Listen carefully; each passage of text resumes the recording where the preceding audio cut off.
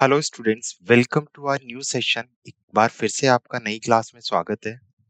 आज हम एक पॉलिटी का न्यू टॉपिक लेके आए हैं which is judiciary system in India. तो आज की क्लास में हम भारत का जुडिशरी सिस्टम देखेंगे, न्यायपालिका तंत्र देखेंगे, जिसमें हम तीन पार्ट्स में डिवाइड करके जनरली जुडिशरी सिस्टम को समझते हैं। First is supreme court, second is high court and third is subordinate court.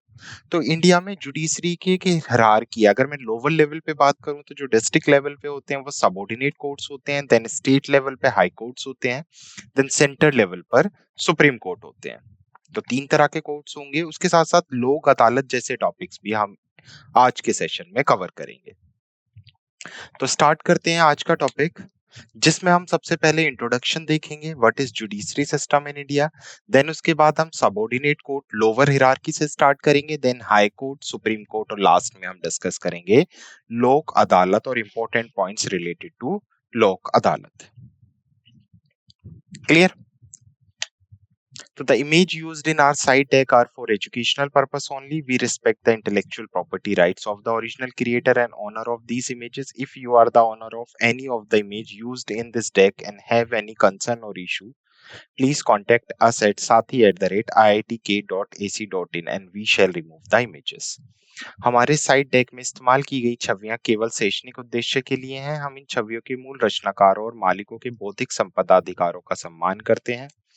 यदि आप इस डेक में इस्तेमाल की गई किसी भी छवि के मालिक हैं और आपको कोई चिंता या समस्या है तो कृपया हमसे sathi@iitk.ac.in पर संपर्क करें और हम छवियों को हटा देंगे। तो जुडिशरी सिस्टम इन इंडिया, कैसा स्ट्रक्चर है जुडिशरी का भारत में, न्यायपालिका प्रणाली का। सो जुडिशरी की अगर हम बात करें तो तीन पार्ट्स में हम डिवाइड करते हैं, जैसा मैंने अभी आपको बताया, supreme court, high court and subordinate court. तो तीन हिरार्कीज हैं भारत में जुडिशरी सिस्टम की। तो सबसे पहले हम देखते हैं थोड़ा सा सुप्रीम कोर्ट के बारे में एक ओवरव्यू। सुप्रीम कोर्ट की अगर हम बात करें तो ऐसे समझ सकते हैं आप, ऐसे स्ट्रक्चर होगा।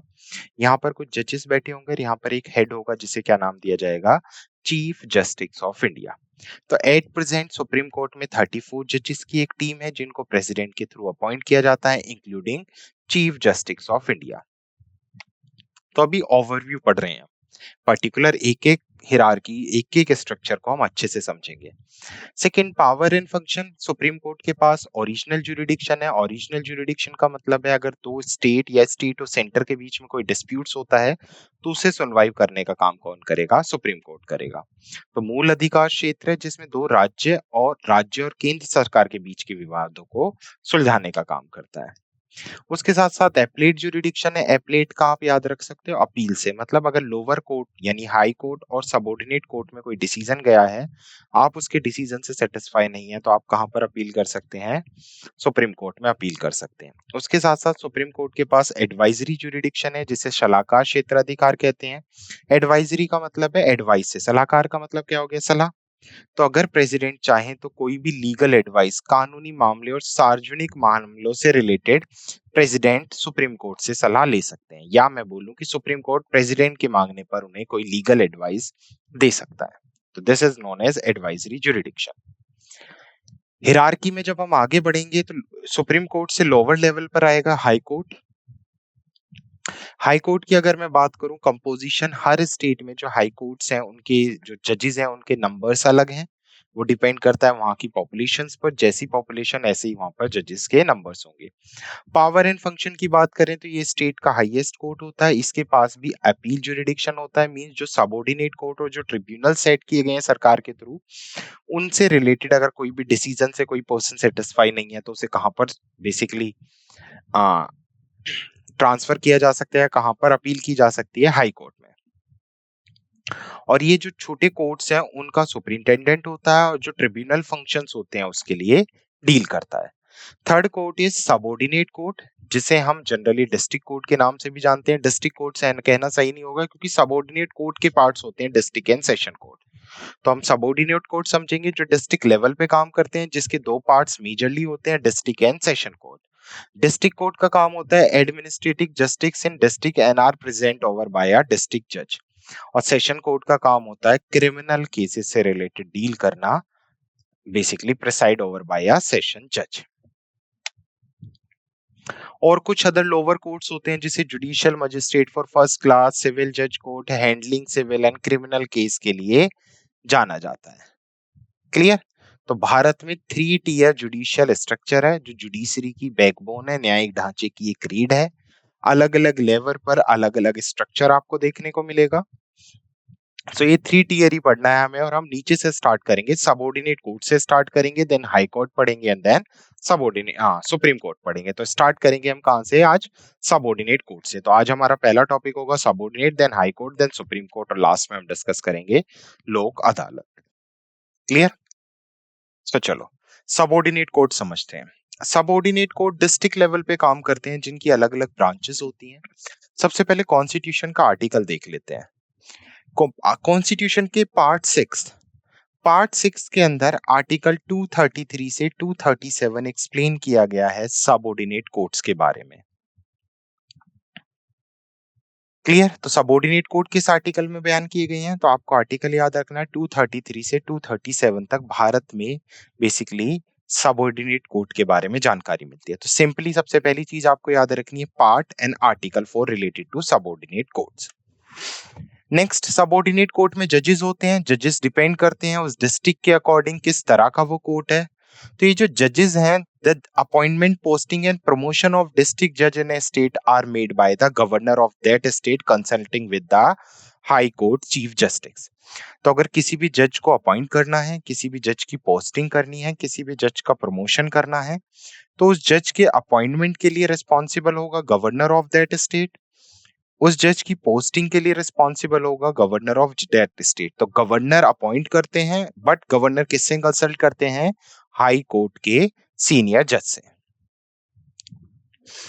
अब अगर कोई डिस्ट्रिक्ट कोर्ट का जज बनना चाहता है तो उसके लिए क्वालिफिकेशंस क्या होनी चाहिए? कॉन्स्टिट्यूशन में क्या क्वालिफिकेशन मेंशन है? तो एक बार क्वालिफिकेशंस देख लेते हैं। सबसे पहले, he should not already be in service of central और द स्टेट गवर्नमेंट। मींस वो किसी भी केंद्र सरकार या राज्य सरकार की सेवाओं में नहीं होना चाहिए। अगर वो है तो पहले वहां से रिजाइन देगा, उसके बाद ही क्या कर सकता है वो बेसिकली उन सर्विसेज का फायदा बेसिकली हाई सबऑर्डिनेट कोर्ट के अंदर जज बन सकता है। उसके साथ साथ वो पर्सन कम से कम 7 साल के लिए क्या होना चाहिए? कहीं पर वकील होना चाहिए, और उसको रिकमेंड किया होना चाहिए by high court for appointment. तो हाई कोर्ट से रिकमेंडेशन जरूरी है, कम से कम 7 साल का एक्सपीरियंस जरूरी है जज बनने के लिए, और उसके साथ साथ जरूरी है कि वो पर्सन कोई पोस्ट ऑफ प्रॉफिट होल्ड ना करे, कोई भी गवर्नमेंट की पोस्ट ना हो उसके पास।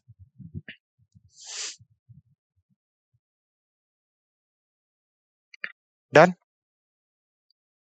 अपॉइंटमेंट ऑफ डिस्ट्रिक्ट जज, जो डिस्ट्रिक्ट जज होते हैं उनका अपॉइंटमेंट कैसे होता है? Appointment of a person other than district जज to the judicial service of a state are made by the governor of that state after consulting with the state public service commission and high court. तो जैसा हमने बताया, जो district जज हैं other than the district जज, the judicial service के जो मेंबर्स होंगे उनको कौन अपॉइंट करेगा? उस स्टेट का गवर्नर अपॉइंट करेगा। वो स्टेट पब्लिक सर्विस कमीशन से कंसल्ट करेगा और हाई कोर्ट से कंसल्ट करेगा।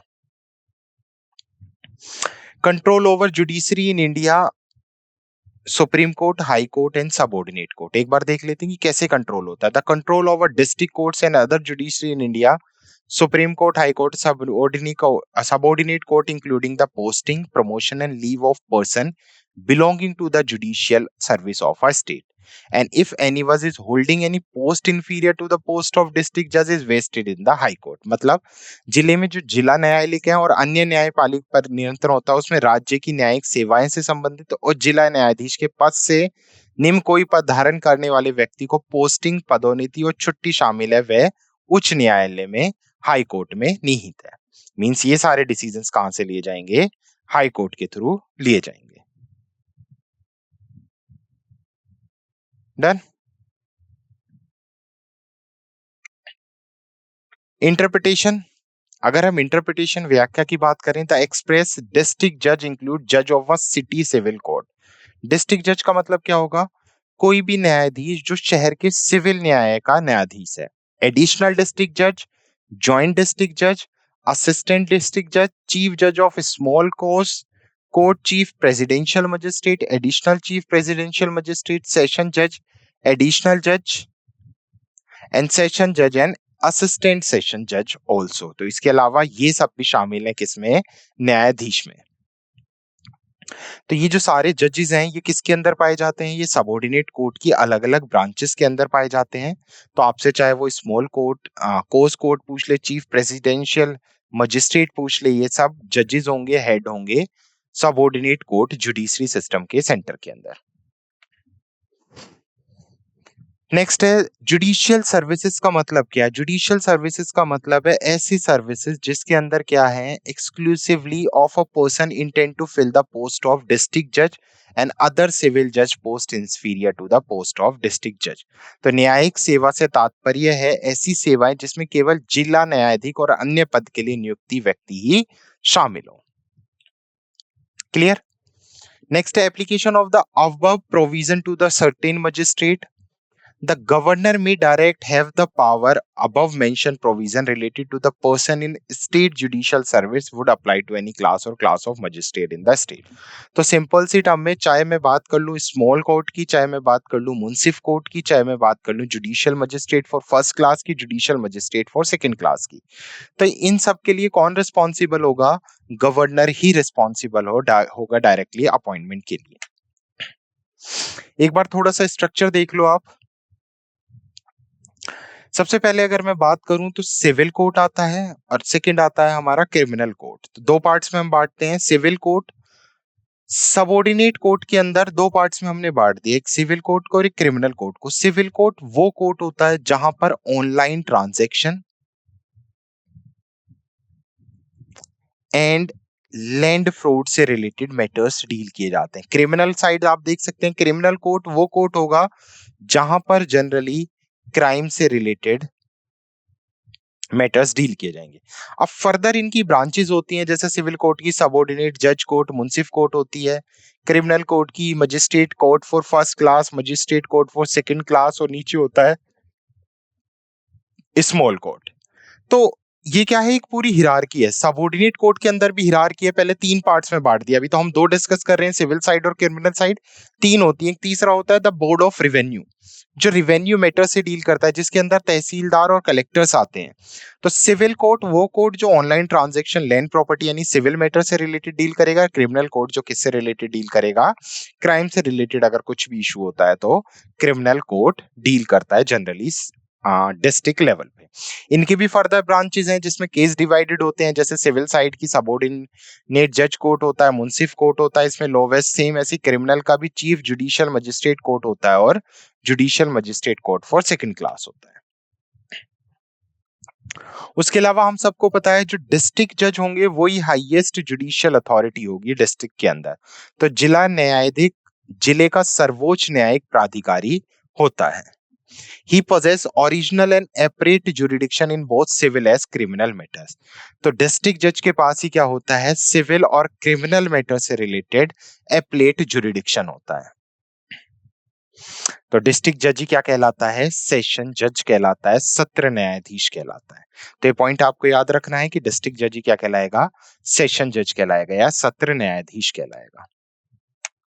क्लियर। जब वो क्या करेगा, सिविल केसेस डील करेगा तो वो डिस्ट्रिक्ट जज कहलाएगा, और जब वो क्रिमिनल केसेस डील करेगा तो उसको क्या कहेंगे, सेशन जज कहेंगे। तो जो जुडिशियल मजिस्ट्रेट होगा, मतलब जो अभी हमने समझा है कि हाईएस्ट जुडिशियल ऑफिसर डिस्ट्रिक्ट जज कोर्ट होगा, तो इसे डिस्ट्रिक्ट जज कब कहेंगे, जब ये सिविल केसेस डील करेगा, और जब ये सेशन जज कब कहा जाएगा, जब ये क्रिमिनल केसेस को जनरली डील करता है।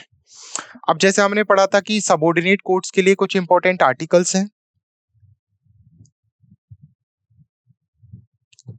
इंपॉर्टेंट आर्टिकल्स हैं, तो हमें यहाँ पर कुछ इंपॉर्टेंट आर्टिकल्स देखने हैं कि कौन कौन से आर्टिकल्स हैं। सबसे पहले हमने पढ़ चुके हैं ऑलरेडी 233 से आर्टिकल 237 तक किसके बारे में डील करता है, सबऑर्डिनेट कोर्ट के बारे में डील करता है। तो आर्टिकल 233 देख लो, अपॉइंटमेंट ऑफ डिस्ट्रिक्ट जजेस। तो जो डिस्ट्रिक्ट जजेस हैं उनके अपॉइंटमेंट के बारे में कौन बताता है, आर्टिकल 233। यहीं पर एक आर्टिकल है आर्टिकल 233, ये validation of appointment and adjustment of and delivery by the certain district जजेस। तो जो कुछ जिला न्यायाधीश की नियुक्ति होती है और उनके द्वारा गए निर्णय आदि को ये सत्यापन करता है basically. Next is Article 234, recruitment of the person other than district judge of the judicial services. तो जो डिस्ट्रिक्ट जज होगा जुडिशियल सर्विसेज के अंदर, उसके अलावा जो पर्सन्स का रिक्रूटमेंट होगा वो किसके थ्रू पता चलेगा हमें, आर्टिकल 233 में मेंशन है। 235 में क्या मेंशन है, आर्टिकल 234 में, 235 में मेंशन है control of over judiciary in India, supreme court, high court and subordinate court. तो भारत में न्यायपालिका पालिका पर नियंत्रण सर्वोच्च न्यायालय, उच्च न्यायालय और सबऑर्डिनेट कोर्ट तीनों की बात करता है। 236 इंटरप्रिटेशन, व्याख्या जो अभी हमने पढ़ी है जुडिशियल मजिस्ट्रेट का क्या मतलब है। 237 application of the provision of chapter related to the class और क्लासेस ऑफ मजिस्ट्रेट, जिसमें judicial magistrate for first class and judicial magistrate for second class की ये बात कर रहा है। क्लियर।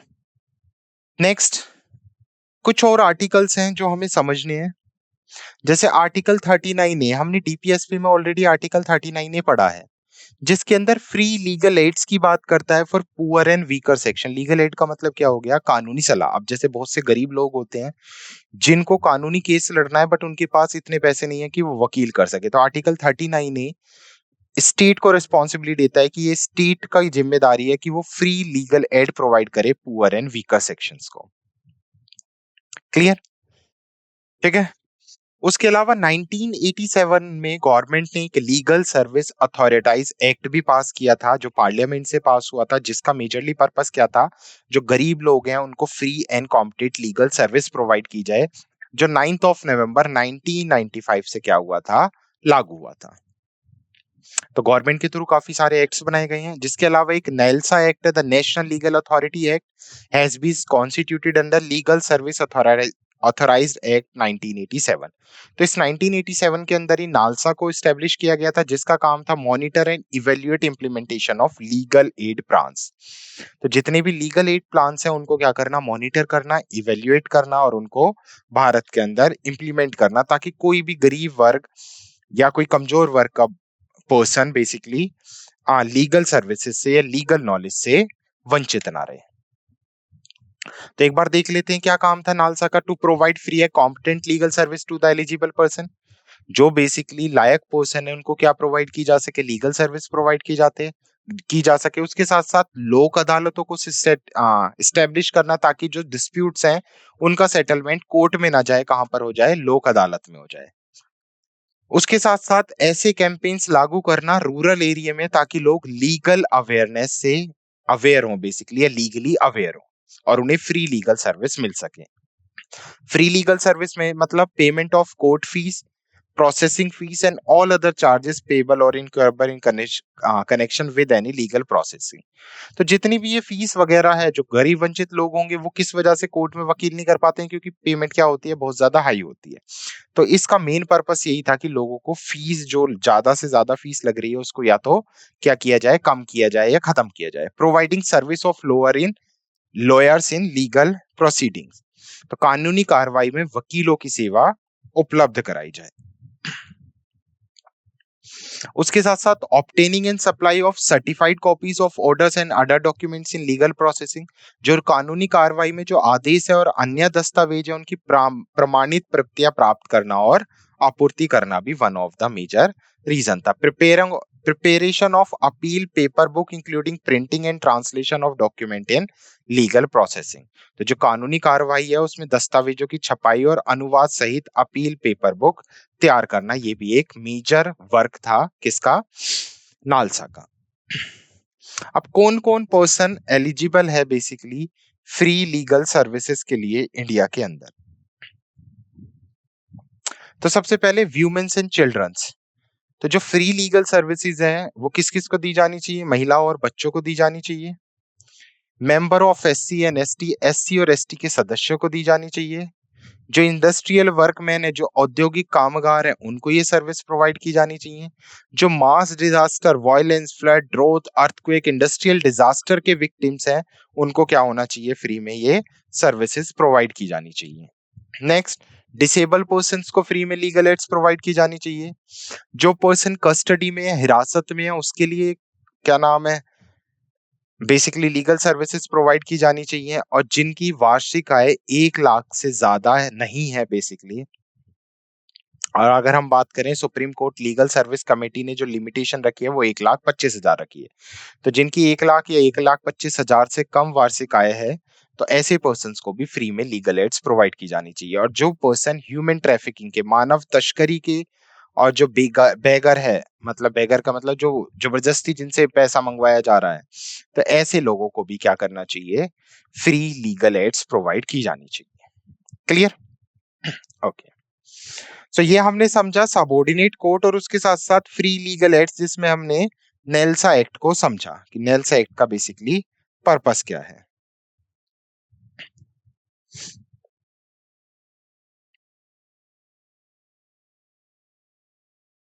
तो हमने सबऑर्डिनेट कोर्ट समझ लिया है। नाउ अब हमें क्या समझना है, हाई कोर्ट को समझना है।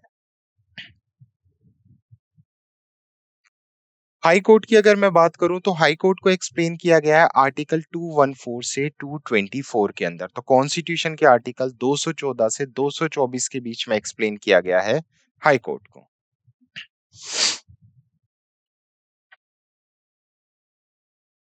ओके, अब सबसे पहले हम लोग स्टार्ट करेंगे हिस्ट्री ऑफ हाई कोर्ट। तो हिस्ट्री ऑफ हाई कोर्ट की अगर मैं बात करूं तो सबसे पहले ब्रिटिश टाइम पे 1861 में भारत में क्या किया गया था, एक साथ 3 हाई कोर्ट स्टेब्लिश किए गए थे। तो ब्रिटिश टाइम पे एक एक्ट पास किया गया और ब्रिटिश टाइम पे 3 हाई कोर्ट एक साथ एस्टेब्लिश किए गए, the high court of Calcutta, the high court of Bombay and the high court of Madras. तो फर्स्ट हाई कोर्ट जो एस्टेब्लिश किए गए थे 1861 में एस्टेब्लिश किए गए थे, और 3 हाई कोर्ट थे, high court of Calcutta, Bombay and Madras. तो हाई कोर्ट का इतिहास भारत में क्या रहा है कि एक साथ 3 हाई कोर्ट एस्टेब्लिश किए गए हैं।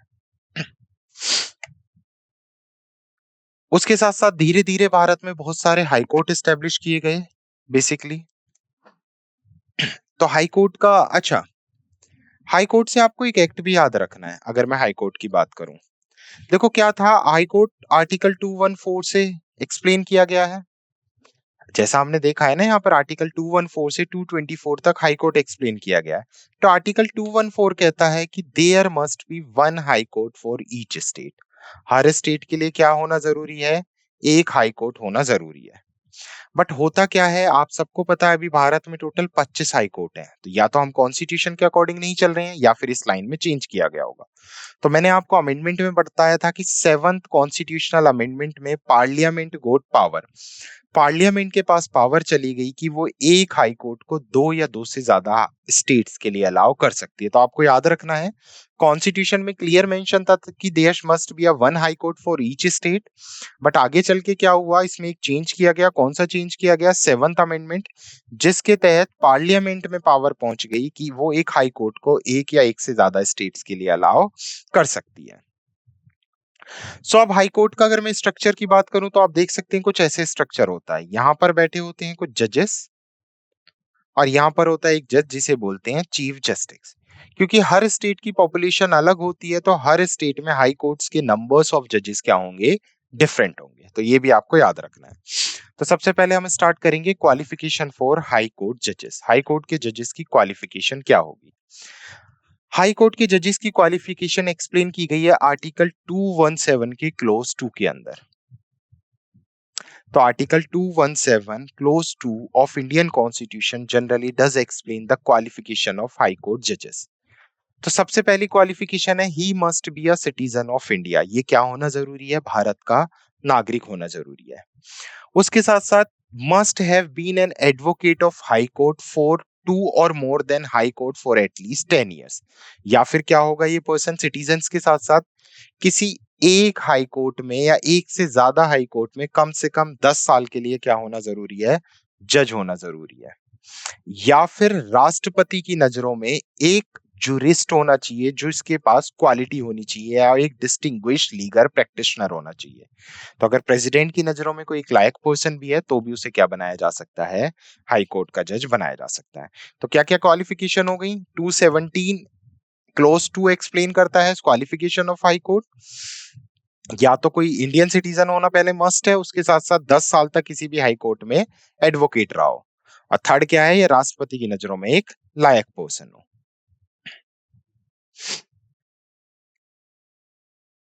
अपॉइंटमेंट, अब हाई कोर्ट के जजेस का अपॉइंटमेंट कैसे होता है? हाई कोर्ट के जजेस का अपॉइंटमेंट किया जाता है by president of India. Oath और अपॉइंटमेंट में डिफरेंस रखना है। ओथ हाई कोर्ट के जजेस को कौन दिलाएगा? वहां का गवर्नर और governor of that state, but he is directly appointed by the president through collegium system. अब यहाँ पे मैंने एक और नाम लिया है कि इसे राष्ट्रपति के द्वारा नियुक्त किया जाता है, but on the recommendation of collegium system. किसकी रिकमेंडेशन पे? कॉलेजियम सिस्टम की रिकमेंडेशन पे। क्लियर? तो अपॉइंटमेंट जैसे मैंने बताया प्रेसिडेंट अपॉइंट करेंगे, बट कॉलेजियम सिस्टम के थ्रू ये अपॉइंट किया जाता है। What is collegium system? Collegium system एक 5 मेंबर्स की टीम होती है जो सुप्रीम कोर्ट और हाई कोर्ट के जजेस को अपॉइंट करने के लिए रिस्पॉन्सिबल है, जिसमें एक होता है चीफ जस्टिस ऑफ इंडिया, एक होता है chief justice of concern high court and कुछ होते हैं सीनियर जज ऑफ सुप्रीम कोर्ट। तो 5 मेंबर्स की एक टीम बैठेगी, ये 5 मेंबर्स की टीम चेक करेगी कि कौन लायक है या नहीं, अपना रिकमेंडेशन देगी प्रेसिडेंट को और फाइनली अपॉइंट किए जाएंगे किसके थ्रू? ये जजेस प्रेसिडेंट के थ्रू। तो अगर वन लाइनर में पूछेगा तो appointed by the president but with the recommendation of collegium system. तो कॉलेजियम प्रणाली की बेसिकली सिफारिश के आधार पर तय किया जाता है कि किसको सुप्रीम कोर्ट या हाई कोर्ट का जज बनाया जाएगा। डन। रिमूवल। अब देखो, अगर हाई कोर्ट के जजेस का रिमूवल करना है तो ये स्टेट से रिमूवल नहीं होगा, ये पार्लियामेंट से ही रिमूवल होगा, सेंटर से ही इसका रिमूवल होगा। तो इसके लिए सेंटर ही रिस्पॉन्सिबल होगा और इसके रिमूवल के लिए आर्टिकल 217 क्लोज 1 के अंदर एक्सप्लेन किया गया है। अब देखो, रिमूवल की अगर मैं बात करूं तो रिमूवल लोकसभा राज्यसभा कहीं से भी स्टार्ट हो सकता है। सबसे पहले तो आपको याद रखना, डायरेक्ट अगर वन लाइनर में पूछेगा तो प्रेसिडेंट कैन रिमूव द जज of high court and supreme court. तो अब हाई कोर्ट की बात कर रहे हैं तो मैं सिर्फ हाई कोर्ट की बताऊंगा। तो प्रेसिडेंट के आधार पे या ऑर्डर पे हटाया जा सकता है, बट डायरेक्ट प्रेसिडेंट रिस्पॉन्सिबल नहीं होते, पार्लियामेंट भी रिस्पॉन्सिबल होती है। पार्लियामेंट कैसे रिस्पॉन्सिबल होता है? कोई भी लोकसभा या राज्यसभा का एमपी सुप्रीम हाई कोर्ट के जजेस के रिमूवल का बिल ला सकता है। बिल लाने के लिए उस सदन से कम 1/3 मेंबर्स एग्री होने चाहिए, या एक क्राइटेरिया दिया हुआ है कॉन्स्टिट्यूशन में 100 और 50 members in Lok Sabha and Rajya Sabha respectively. अब अगर मेजॉरिटी ऑफ मेंबर्स एग्री हो गए तो वो उस बिल को पास किया जाएगा उस सदन में 2/3 मेजॉरिटी से। तो पास करने के लिए कितनी मेजॉरिटी चाहिए होती है? 2/3। उसके बाद सेकंड हाउस में पहुंचाया जाएगा, सेकंड हाउस में पहुंचने के बाद स्पीकर ऑफ लोकसभा के पास जाएगा। स्पीकर ऑफ लोकसभा क्या करेगा? एक 3 मेंबर्स की कमेटी बैठाएगा, इंक्वायरी कमेटी बैठेगी जो चेक करेगी लीगल तरीके से कि क्या सच में वो दोषी है, और अगर वो दोषी पाया जाता है तो उसे क्या कर दिया जाएगा? प्रेसिडेंट के थ्रू रिमूव कर दिया जाएगा। तो एक पूरा प्रोसीजर होता है रिमूवल ऑफ हाई कोर्ट जजेस through parliament and by president. Clear? अब हाई कोर्ट की अगर मैं जुरिडिक्शन की बात करूं तो हाई कोर्ट के पास भी कुछ जुरिडिक्शंस हैं। सुप्रीम कोर्ट के जितने जुरिडिक्शंस नहीं है, बट कुछ जुरिडिक्शंस हाई कोर्ट के पास भी हैं। The first jurisdiction is original jurisdiction, second jurisdiction is appellate jurisdiction. अब ओरिजिनल जुरिडिक्शन क्या है? कोई भी इशू है किसी भी डिस्ट्रिक्ट्स में आ रहा है, डिस्ट्रिक्ट को लेके कोई भी इशू है उच्च न्यायालय बेसिकली, तो उसके जो केसेस हैं वो कहां पर सुनवाई हो सकती है? उनकी हाई कोर्ट में हो सकती है। एपलेट जुरिडिक्शन क्या है? सबऑर्डिनेट कोर्ट के डिसीजन से अगर हम सेटिस्फाई नहीं है तो हम केस को कहां पर से बेसिकली अपील कर सकते हैं? हाई कोर्ट में। तो हाई कोर्ट को सबऑर्डिनेट कोर्ट से अपील हुए केसेस को सुनना पड़ेगा, यही क्या है उसका? Appellate jurisdiction. क्लियर?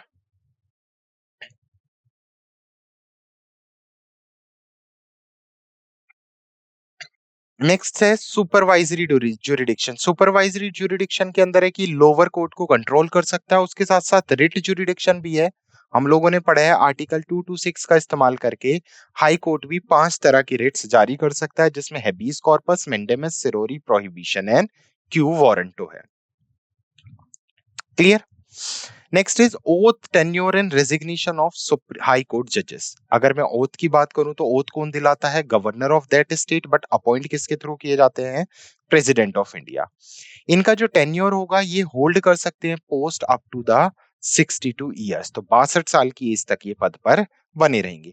अपना रिजाइन ये सबमिट कर सकते हैं गवर्नर को बेसिकली या प्रेसिडेंट को। क्लियर? तो जैसे ही रिटर्न में अपना वो देंगे ये, हाँ, रेजिग्नेशन देंगे और प्रेसिडेंट और गवर्नर रिटर्न में रेजिग्नेशन को एक्सेप्ट कर सकते हैं। And last point is acting जज एंड एडिशनल जज ऑफ हाई कोर्ट। तो एक्टिंग जज की अगर मैं बात करूं तो किस आर्टिकल के अंदर एक्सप्लेन किया गया? आर्टिकल 224 ए के अंदर एक्सप्लेन किया गया। एक्टिंग जज क्या होता है? लेट्स सपोज करो जो सुप्रीम हाई कोर्ट का चीफ जस्टिस है, chief justice of that state, जैसे ये हाई कोर्ट है, यहाँ पर बैठा होता है चीफ जस्टिस, यहाँ पर बैठे होते हैं अदर जजेस। इस चीफ जस्टिस की पोस्ट वैकेंट हो गई किसी भी रीजन की वजह से, पोस्ट क्या हो गई? खाली हो गई। अगर ये पोस्ट खाली हो जाती है तो कोई ना कोई जजेस होगा, जब तक नया चीफ जस्टिस नहीं बन जाता तो उसको सीजे की तरह एक्ट करना पड़ेगा। उसी जज को एक्टिंग जज कहा जाता है। तो 6 महीने के लिए एक टेम्परेरी चीफ जस्टिस अपॉइंट किया जाता है in the absence of original chief justice, और उस जज को हम क्या नाम देते हैं? एक्टिंग जज। मतलब वो एक्टिंग कर रहा है as a chief justice for maximum 6 months. And last is additional जज, जो आर्टिकल 244 के अंडर आता है। एडिशनल क्या है आप सबको पता है, यहाँ पर कुछ अदर जजेस बैठे होते हैं। अब एक लिमिटेड जजेस होंगे, लेकिन हाई कोर्ट में केसेस बहुत ज्यादा होते हैं, तो जरूरत पड़ने पर प्रेसिडेंट हाई कोर्ट के अंदर कुछ अलग से टेम्परेरी जज अपॉइंट करते हैं फॉर मैक्सिमम 2 इयर्स। तो जो टेम्परेरी जज अपॉइंट होते हैं कुछ केसेस को सॉल्व करने के लिए, उन्हीं को क्या नाम दिया जाता है? एडिशनल जज नाम दिया जाता है। तो समझ आया हाई कोर्ट?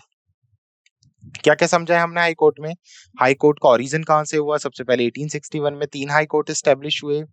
क्या क्वालिफिकेशन होती है हाई कोर्ट के जजेस की? कैसे हटाया जाता है? कैसे अपॉइंट किया जाता है? ओथ, टेन्योर एंड लास्ट में एक्टिंग जज एंड एडिशनल जज। क्लियर? तो हमने सबऑर्डिनेट कोर्ट पढ़ लिया, हाई कोर्ट पढ़ लिया। नेक्स्ट अब हम क्या स्टार्ट करेंगे? Supreme court of India. तो स्टार्ट करते हैं अब अपना next topic which is supreme court of India. So subordinate court and high court हमने समझा है। नेक्स्ट अब स्टार्ट करते हैं हम supreme court. Supreme court in India. देखो जो इंडिया का हाईएस्ट कोर्ट है, अगर मैं बात करूं जुडिशरी सिस्टम में, जो हिरार्की में सबसे ऊपर कोर्ट आता है वो होता है सुप्रीम कोर्ट। पूरे इंडिया के लिए जो एक कोर्ट होगा उसे सुप्रीम कोर्ट नाम दिया जाएगा। सुप्रीम कोर्ट की अगर मैं बात करूं तो आर्टिकल 124 से 147 सुप्रीम कोर्ट के बारे में एक्सप्लेन करता है। तो आर्टिकल्स याद रखने हैं। आर्टिकल 124 टू 147 जनरली किसके बारे में बताता है? सर्वोच्च न्यायालय के बारे में बताता है। ये जो हमारा सुप्रीम कोर्ट है, जो अभी एट प्रेजेंट वर्क कर रहा है दिल्ली में, इसको जनवरी 28 1950 को एस्टेब्लिश किया गया था। और किस आर्टिकल के तहत इसे एस्टेब्लिश किया गया था? आर्टिकल 124 के तहत इसे एस्टेब्लिश किया गया था। अगर मैं शुरुआत में बात करूं तो प्रारंभ में ये संसद भवन में प्रिंस के चैम्बर में स्थित था। तो इनिशियली अगर मैं बात करूं तो ये chamber of Prince in parliament में स्थित था ब्रिटिश टाइम पे। लेकिन एट प्रेजेंट ये एक इंडिपेंडेंट जुडिशरी है, जिसको 28 जनवरी 1950 को दिल्ली में स्टैब्लिश किया गया है। अगर मैं इनिशियल की बात करूं तो सबसे पहले हम सबको पता है, हम ऑलरेडी पढ़ चुके हैं, रेगुलेटिंग एक्ट 1773 के तहत भारत में फर्स्ट सुप्रीम कोर्ट कैलकाटा में स्टैब्लिश किया गया था। तो पहला सुप्रीम कोर्ट कैलकाटा में था, जिसमें एक चीफ जस्टिस होता था और 7 जजेस होते थे।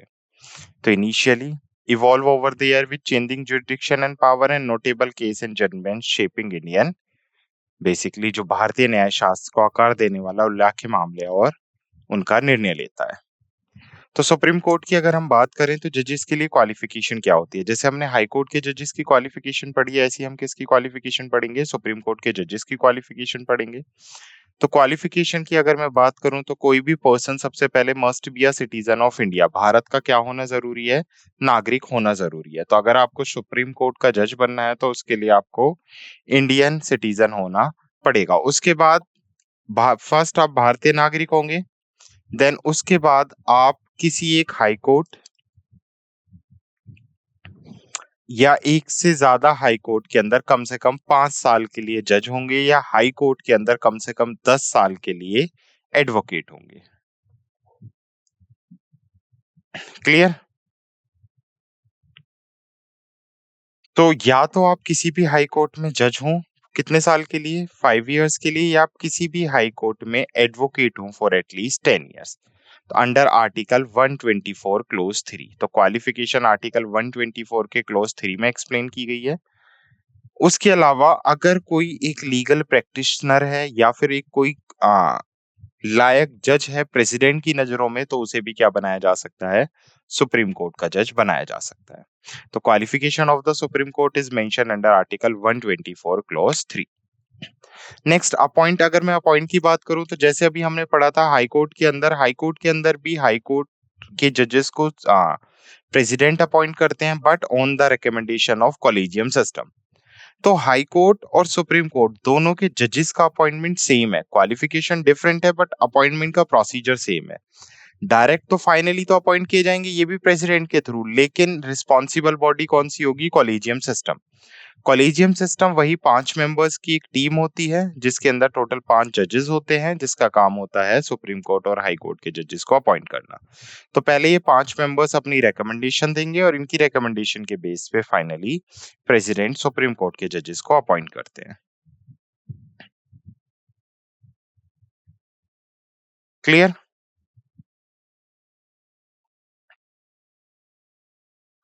नेक्स्ट बात करते हैं ज्यूरिडिक्शन की। तो जैसे हमने हाई कोर्ट का ज्यूरिडिक्शन पढ़ा है, ऐसी सुप्रीम कोर्ट का भी ज्यूरिडिक्शन है। सुप्रीम कोर्ट के ज्यूरिडिक्शन की बात करूं, सबसे पहले आता है ओरिजिनल ज्यूरिडिक्शन, जिसको आर्टिकल 131 में एक्सप्लेन किया गया है। तो article 131 of Indian constitution explain about the original jurisdiction और मूल अधिकार क्षेत्र। ओके, क्या होता है ओरिजिनल ज्यूरिडिक्शन? ओरिजिनल ज्यूरिडिक्शन के अंदर सुप्रीम कोर्ट के पास पावर आ जाती है कि अगर डिस्प्यूट है between two states, state and centre. तो अब देखो, दो स्टेट्स के बीच में अगर कोई डिस्प्यूट्स है तो उसको ऐसा तो है नहीं किसी स्टेट का हाई कोर्ट सॉल्व करेगा, उसको कौन सॉल्व करेगा?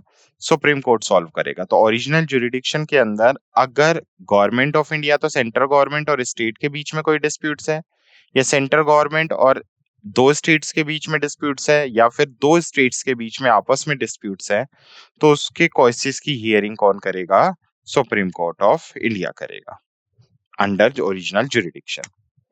नेक्स्ट एप्लेट ज्यूरिडिक्शन, आर्टिकल 132 से 134 तक एप्लेट ज्यूरिडिक्शन की बात होती है। एप्लेट का मतलब है appeal.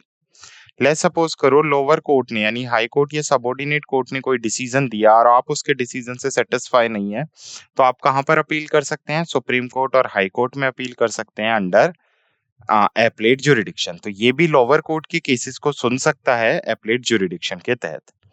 Third is advisory jurisdiction. Advisory jurisdiction आता है आर्टिकल 143 के अंदर। अब एडवाइजरी का क्या मतलब है? जरूरत पड़ने पर अगर प्रेसिडेंट चाहे तो सुप्रीम कोर्ट से कोई भी लीगल एडवाइस ले सकते हैं, इसी को कहा जाता है एडवाइजरी ज्यूरिडिक्शन। क्लियर? तो एडवाइजरी ज्यूरिडिक्शन का मतलब क्या है कि सुप्रीम कोर्ट से क्या ली जा सकती है? एडवाइस ली जा सकती है जरूरत पड़ने पर अंडर आर्टिकल 143। नेक्स्ट, अगर सुप्रीम कोर्ट के जजेस की ओथ, टेन्योर और रेजिग्नेशन की बात करें तो जज of supreme court can take the oath in on the before of president. मतलब किसके सामने? ये इनको नियुक्त कौन करता है? प्रेसिडेंट नियुक्त करते हैं। तो प्रेसिडेंट के सामने क्या लेते हैं? ये ओथ लेते हैं। टेन्योर कितना होगा? 65 की एज तक अपनी पोस्ट होल्ड कर सकते हैं, 65 साल की आयु तक पद पर बने रहेंगे। अगर इन्हें रेजिग्नेशन देना है तो अपना रिजाइन ये रिटर्न फॉर्म में किसको लिख के देंगे? प्रेसिडेंट को। सुप्रीम कोर्ट के जजेस प्रेसिडेंट को अपना रेजिग्नेशन सबमिट करते हैं। रेजिग्नेशन अगर एक्सेप्ट कर लिया जाता है प्रेसिडेंट के थ्रू, तभी आगे फर्दर प्रोसीजर होगा। उसके अलावा एट प्रेजेंट अगर मैं बात करूं तो टोटल सुप्रीम कोर्ट में 34 जजेस है। जैसे हमने पढ़ा कि इनिशियली 8 जजेस की टीम थी, 7+1, 7 अदर जजेस और एक चीफ जस्टिस। अभी 33+1 है, 33 अदर जजेस और एक चीफ जस्टिस। तो पॉइंट मेरा ये है कि ये जो 34 जजेस की टीम है और पहले 8 जजेस की टीम हुआ करती थी, तो ये इंक्रीज कैसे हुई? किसके पास पावर है? कौन सुप्रीम कोर्ट और हाई कोर्ट के जजेस को इंक्रीज कर सकता है? तो यहाँ सुप्रीम कोर्ट के कॉन्टेक्स्ट में अगर मैं बात करूं तो पार्लियामेंट गोट पावर, पार्लियामेंट के पास पावर है कि वो जरूरत पड़ने पर सुप्रीम कोर्ट के जजेस को इंक्रीज कर सकती है। Clear? Okay. Next same acting जज एंड एडिशनल जज। जैसे हमने पढ़ा था हाई कोर्ट में भी एक्टिंग जज और एडिशनल जज क्या होते हैं। लेट्स सपोज करो ये सुप्रीम कोर्ट है, यहाँ पर बैठा हुआ है चीफ जस्टिस ऑफ इंडिया और यहाँ पर है कुछ अदर जजेस। तो किसी वजह से चीफ जस्टिस ऑफ इंडिया की पोस्ट खाली हो गई, या तो उसने रिजाइन दे दी या उसका रिमूवल हो गया लाइक सुप्रीम हाई कोर्ट जजेस, या फिर चीफ जस्टिस ऑफ इंडिया की डेथ हो गई। किसी भी कारण से अगर सीजीआई की पोस्ट वेकेंट हो जाती है तो हम सबको पता है कि हमें कोई ना कोई टेम्परेरी जज अपॉइंट करना पड़ेगा, क्योंकि हम सीजीआई की पोस्ट को खाली नहीं रख सकते। और टेम्परेरी जज भी हम मैक्सिमम कितने टाइम के लिए रख सकते हैं? 6 महीने के लिए। 6 मंथ्स के अंदर अंदर हमें सीजीआई की पोस्ट को कंप्लीटली फिल करना ही करना होगा। तो ये जो सीजीआई की पोस्ट पे टेम्परेरी जज अपॉइंट किया जाता है जरूरत पड़ने पर, उसी जज को हम क्या नाम देते हैं? एक्टिंग जज। तो एक्टिंग जज किस आर्टिकल के अंदर बताया गया? आर्टिकल 127 के अंदर। कौन अपॉइंट करेगा? प्रेसिडेंट अपॉइंट करेंगे। कितने टाइम के लिए एक्टिंग जज अपॉइंट होगा? For maximum 6 months. नेक्स्ट है एडिशनल जज। एडिशनल जज, अब नाम से समझ आ रहा होगा, अब आपको पता है एक सर्वे के अकॉर्डिंग सुप्रीम कोर्ट में बहुत सारे केसेस पेंडिंग पड़े हुए हैं और यहाँ पर सिर्फ 33 जजेस ही हैं। तो पॉइंट मेरा ये है कि जरूरत पड़ने पर अगर यहाँ पर कुछ टेम्परेरी जजेस की जरूरत पड़ती है तो 2 साल के लिए प्रेसिडेंट एक्टिंग जज अपॉइंट करते हैं, सॉरी एडिशनल जज अपॉइंट करते हैं। तो एडिशनल और एक्टिंग जैसा भी हमने पढ़ा है हाई कोर्ट के लिए होता है, सेम ऐसी सुप्रीम कोर्ट के लिए होता है। दोनों को अपॉइंट किया जाता है बाय प्रेसिडेंट ओनली। क्लियर? तो समझ आया एक्टिंग और एडिशनल जज? ओके। सो यहाँ पे हमारा सुप्रीम कोर्ट खत्म होता है और लास्ट है हमारा क्या है आज का टॉपिक? लोक अदालत। तो इसमें हम लोक अदालत और कवर करेंगे, देखेंगे लोक अदालत होती क्या है।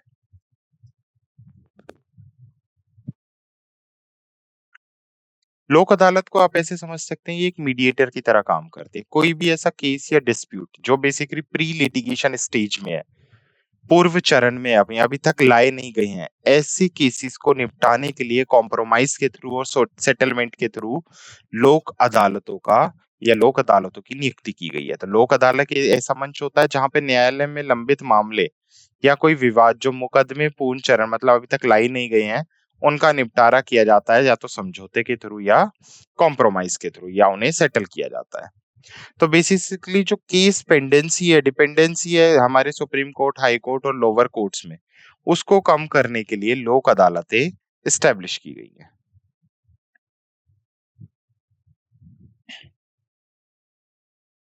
क्लियर?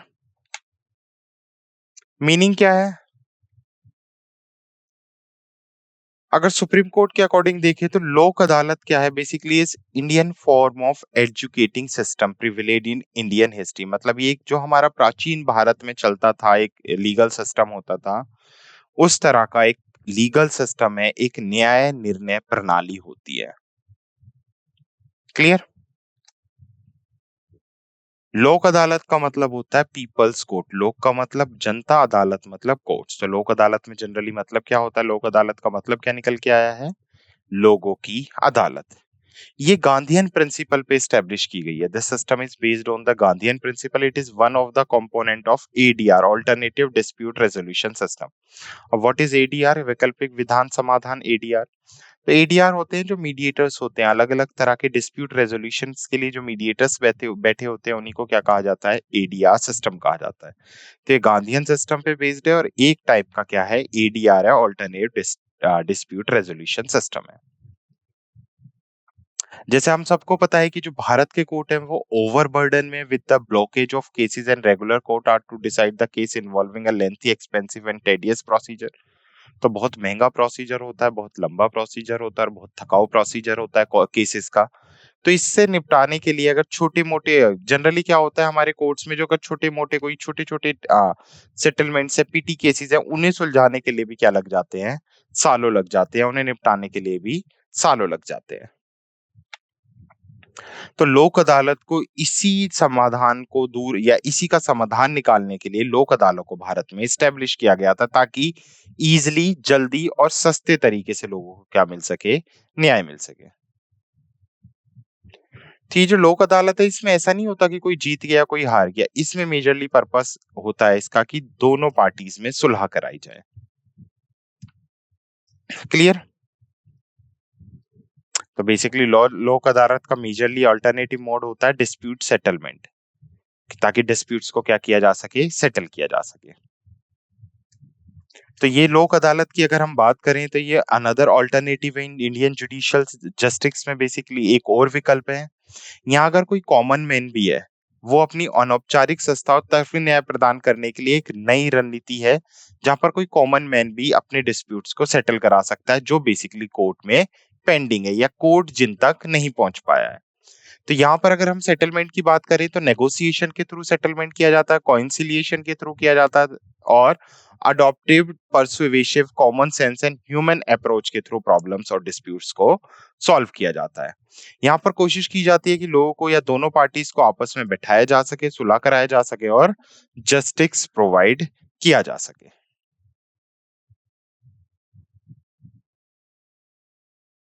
क्लियर? तो मेजरली पर्पस समझ आए लोक अदालत का क्या होता है। नेक्स्ट इज स्टैच्यूटरी स्टेटस, इसे वैधानिक या संविधान में जगह कब मिली। सबसे पहले अगर हम बात करें तो जो फर्स्ट लोक अदालत का शिविर था वो गुजरात में लगाया गया था 1982 में। मोस्ट इंपोर्टेंट है, पूछा जा सकता है कि फर्स्ट लोक अदालत कब और कहां पे स्टेब्लिश की गई थी। तो 1982 में गुजरात में स्टेब्लिश की गई थी। जब ये बेसिकली सक्सेसफुल रहता है डिस्प्यूट सेटलमेंट के लिए गुजरात में ये इनिशिएटिव, तो कॉन्सिक्वेंटली भारत के अलग अलग पार्ट्स में भी इसे फैला दिया जाता है। क्लियर? तो ये कॉन्सिलिएशन एजेंसी है without any statutory banking for its decisions. तो सबसे पहले गुजरात में स्टेब्लिश किया गया 1982 में। जैसे ही गुजरात में पहल सक्सेसफुल रहती है तो इसे भारत के अलग अलग भागों में भी फैला दिया जाता है। जैसा आप सबको पता है कि in the view of its growing popularity these arose a demand for providing a statutory backing to this institution and the award given by Lok Adalat also. सो धीरे धीरे फेमस होना स्टार्ट हुआ। जैसे 1982 में स्टैब्लिश किया गया था, तो फाइनली 1987 में इसे लीगल सर्विस ऑथराइजेशन एक्ट के तहत स्टैच्यूटरी बॉडी का दर्जा दिया गया।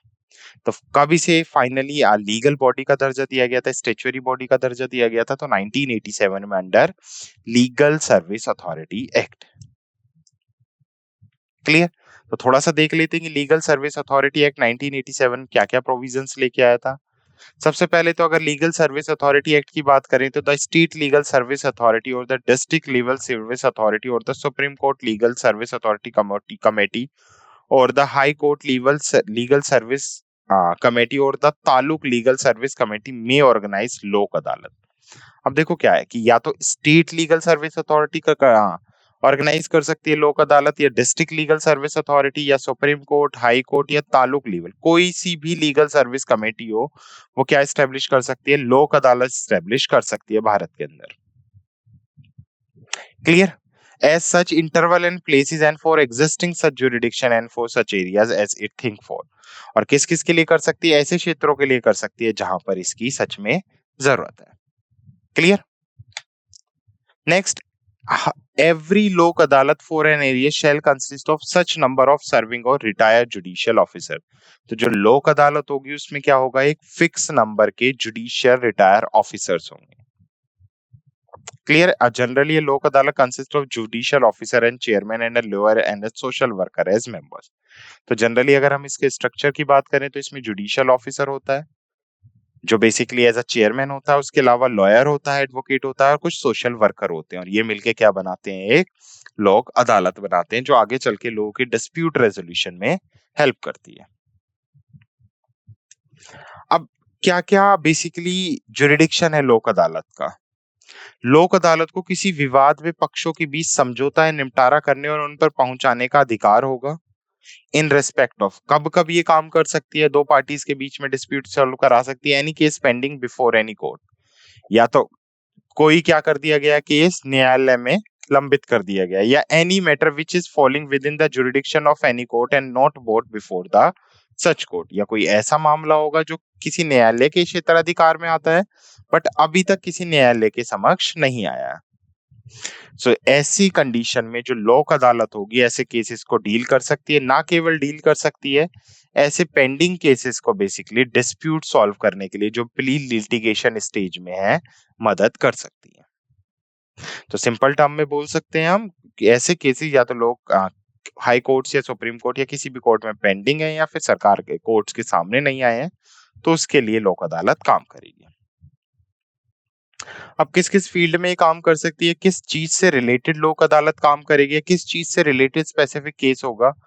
लोक अदालत में मैट्रिमोनियल या फैमिली डिस्प्यूट से रिलेटेड केस जा सकते हैं, क्रिमिनल केसेस जा सकते हैं, लैंड एक्विजिशन एक्विजिटिंग केसेस जा सकते हैं, लेबर से रिलेटेड डिस्प्यूट जा सकते हैं, वर्कमैन कंपनसेशन केस जा सकते हैं, उसके साथ साथ बैंक रिकवरी केस जा सकते हैं, पेंशन केसेस जा सकते हैं, housing board and slum clearance cases जा सकते हैं, हाउसिंग फाइनेंशियल केस जा सकते हैं, कंज्यूमर ग्रीवेंस केस जा सकते हैं, इलेक्ट्रिसिटी मैटर्स में केस जा सकते हैं, dispute related to telephones bills, अगर टेलीफोन बिल से रिलेटेड कोई डिस्प्यूट्स है तो वो कहाँ पे जा सकते हैं, इसके अंदर जा सकते हैं। उसके साथ साथ हाउस टैक्स से रिलेटेड, म्युनिसिपैलिटी मैटर से रिलेटेड, तो ये सब केसेस कहां पर जा सकते हैं, लोक अदालत में जा सकते हैं। ओके, अब किस रिस्पेक्ट में लोक अदालत का जुरिडिक्शन नहीं है, ये तो हमने देख लिया कब कब जा सकते हैं, कब कब नहीं जा सकते। अगर कोई भी केस है जो ऑफेंस से रिलेटेड है और किस सेक्शन के अंदर आता है, धारा 12 के तहत आता है, तो उससे रिलेटेड कोई भी लोक अदालत समझौता नहीं कर सकती। बहुत सारे ऐसे केसेस हैं जो लोक अदालत में ट्रांसफर किए जा सकते हैं सेटलमेंट के लिए, वो क्या क्या होंगी, या बेसिकली होगा क्या, या कब भेजा जाएगा उन्हें लोक अदालत में, अगर दोनों पार्टीज डिस्प्यूट सेटलमेंट के लिए एग्री हैं लोक अदालत में,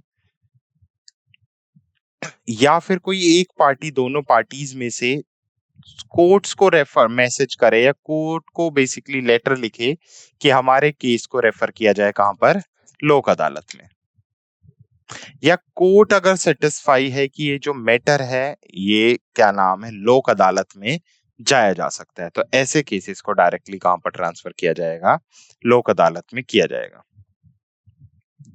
या फिर कोई केस है प्री लिटिगेशन डिस्प्यूट का, उसे भी कहां पर सेटलमेंट के लिए कहां पर भेजा जा सकता है, लोक अदालत में भेजा जा सकता है। डन। लोक अदालत के अगर मैं पावर्स की बात करूं तो उसके पास सेम वही पावर होती है जो civil court under the code of civil procedure 1908 के तहत सिविल कोर्ट के पास है।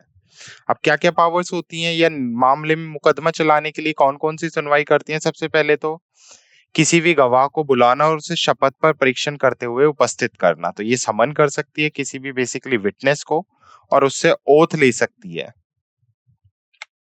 नेक्स्ट, किसी भी दस्तावेज की खोज और उसका प्रोडक्शन बेसिकली प्रोड्यूस कर सकती है, एविडेंस और एफिडेविट्स को रिसिप्ट कर सकती है, the requisitioning of any public record और डॉक्यूमेंट फ्रॉम एनी कोर्ट और ऑफिस, किसी भी न्यायालय या कार्यालय से सार्वजनिक अभिलेख या दस्तावेज की मांग कर सकती है, और अन्य मैटर्स जो उसके अंदर लिखे हुए हैं विहित किए गए हैं उनको भी प्रिस्क्राइब कर सकती है। अब बेनिफिट्स क्या होता है लोक अदालतों का, तो सुप्रीम कोर्ट के अकॉर्डिंग एक बार बेनिफिट्स देख लेते हैं लोक अदालतों का इंडिया में। सबसे पहले तो यहाँ पर कोई कोर्ट फीस नहीं होती, सबसे मेजर बेनिफिट क्या है, यहाँ पर कोई कोर्ट फीस नहीं होती, and if court fee is already paid the amount will be refunded if the dispute is settled at लोक अदालत। तो अगर आपने लेट्स सपोज करो किसी कारण की वजह से कोर्ट में फीस पे कर भी दी है तो आपका अमाउंट वापस कर दिया जाएगा। Next, the basic feature of the Lok Adalat are procedural flexibility and speedy trial of the disputes. तो होता क्या है इसमें, बेसिकली जो डिस्प्यूट्स हैं वो उन्हें जल्दी से निपटा दिया जाता है। कोई ऐसा स्ट्रिक्ट लॉ या civil procedure code and evidence act के थ्रू क्लेम नहीं किया जा सकता बेसिकली लोक अदालत के अंदर। जो पार्टीज हैं वो डायरेक्टली आपस में बैठ के, जो जुरिडिक्शन है, जो जज है उसके सामने बैठ के अपने डिसीजंस दे सकती हैं, जो जनरली न्यायालयों में नहीं होता। क्लियर, यहाँ पर जो डिसीजंस होंगे वो जरूरी नहीं है लोक अदालत का निर्णय पक्षधारों पर बाध्यकारी होता है, मतलब दोनों पार्टीज को मानना ही मानना पड़ता है। क्लियर। और जो लोक अदालत के अगर मेजर उसकी बात करें तो प्री लिटिगेशन के लिए काम करते हैं, और इनका काम होता है जल्दी से जल्दी डिस्प्यूट्स को सेटल करना and fast and free of cost amicably, ताकि वो जल्दी हो सके और सस्ते में हो सके। तो ये था हमारा लोक अदालत का टॉपिक। इसमें हमने पूरा जुडिशरी देखी है अपनी। जुडिशरी में हमने क्या क्या डील किया है, सबसे पहले हमने इंट्रोडक्शन समझा था, उसके साथ-साथ हम लोगों ने सबऑर्डिनेट कोर्ट को समझा, देन हाई कोर्ट को समझा, सुप्रीम कोर्ट को समझा और फाइनली हमने क्या डिस्कस किया इसमें लोक अदालत को। तो एग्ज़ाम पॉइंट ऑफ व्यू से जो-जो क्वेश्चन्स बन सकते हैं वो हमने यहाँ से सारे देखे हैं। उम्मीद करता हूँ आपको ये सेशन समझ आया होगा। Thank you.